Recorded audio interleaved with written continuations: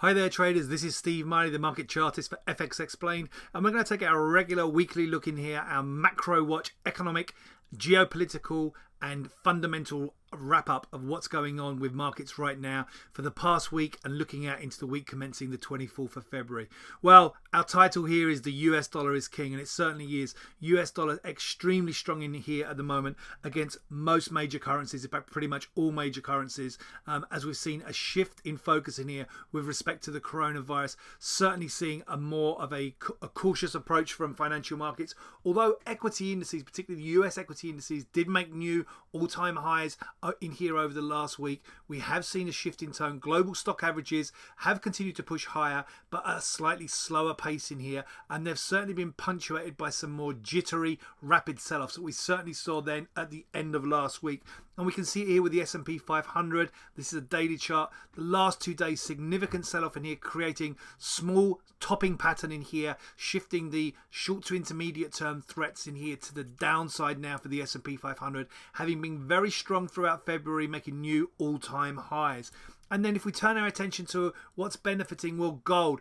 Gold has surged to the upside, probably reflecting the absence of any safe haven yield in here, and going up through to its highest point since early 2013. So really a reflection of more of a concern or more of a risk-off phase, and a shift to that kind of more of a risk-off theme in here, despite equity markets kind of trying to stay firm in here, although they did sell off, as we said there, Thursday, Friday.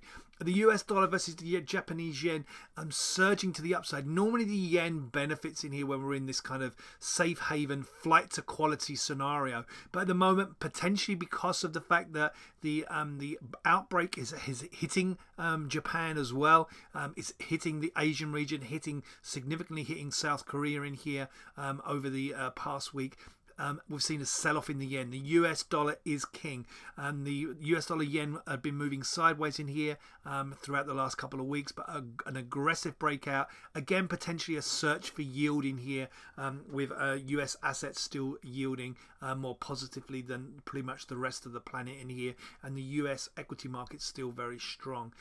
Australian dollar pushed lower again to its lowest point since 2009, whilst the euro versus the dollar in here has broken still further lower in here.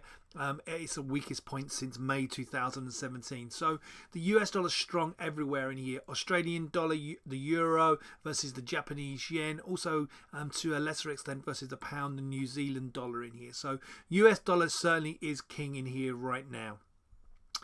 Elsewhere this week, we did get the Fed meeting minutes from their last meeting released last week. Very muted reaction from that. The Fed standing pat at the moment, giving us no indication of their next move. I'm happy to leave rates where they are right now. And we did at the end of last week on Friday have the preliminary data for February for Europe and the UK and the US from market, the manufacturing service and composite PMI data. Broadly better than expected for the Europe and the UK, although the US data did miss consensus, and that did help stock markets lower in here at the end of the day on Friday at the end of the week. Let's take a look to the week ahead, week commencing 24th of February. Clearly the focus is going to be very much on any data regarding the international spread of and deaths from the coronavirus. It's going to be very much the focus for markets going into this week and potentially on through February way into March. And then if we look at the data in here, we have no real central bank activity of any real note this week. Market kicks off in here with data from New Zealand, retail sales at the beginning of the week, alongside Chinese industrial production and retail sales data.